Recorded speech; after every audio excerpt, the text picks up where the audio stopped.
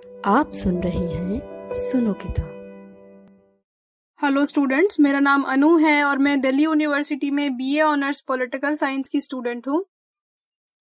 आज मैं आपको पढ़ाऊंगी chapter chemical reactions and equations. ये क्लास 10th के साइंस का फर्स्ट चैप्टर है। बच्चों, साइंस एक ऐसा सब्जेक्ट है जिसमें आप लोगों को सिर्फ थ्योरी नहीं पढ़नी होती है।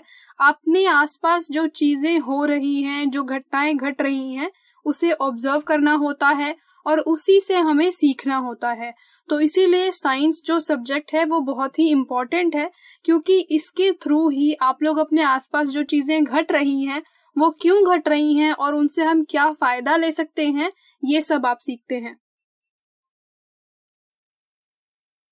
इसी के साथ में साइंस जो सब्जेक्ट है वो बहुत ही ब्रॉड है, बहुत बड़ा सब्जेक्ट है। इसीलिए इसकी स्टडी थोड़े थोड़े हिस्सों में की जाती है। इसके अलग अलग पार्ट्स बना दिए गए हैं।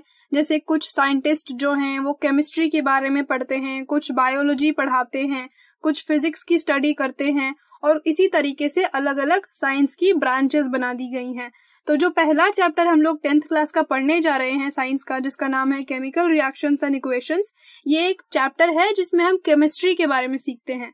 साइंस की वो ब्रांच जिसमें हम केमिस्ट्री की पढ़ाई करते हैं उसके बारे में हम इस चैप्टर में सीखेंगे और समझेंगे कि केमिकल रिएक्शंस जो होती हैं वो क्या होती हैं, उसका नेचर हमें कैसे पता चलेगा कि केमिकल रिएक्शन कहीं पर हुई है या नहीं, और केमिकल रिएक्शन अगर कहीं पर होती है तो उससे वहां पर क्या बदलाव आते हैं, क्या क्या चेंजेस आते हैं, ये भी हम लोग इस चैप्टर में सीखेंगे। और इक्वेशन कैसे लिखी जाती है, कभी भी कोई रिएक्शन अगर हो रही है तो उसे जब हम लोग पेपर पर रिप्रेजेंट करते हैं तो वो लिखने का तरीका क्या होता है, ये सभी चीजें हम इस चैप्टर में सीखेंगे। तो चलो बच्चों, ये चैप्टर स्टार्ट कर।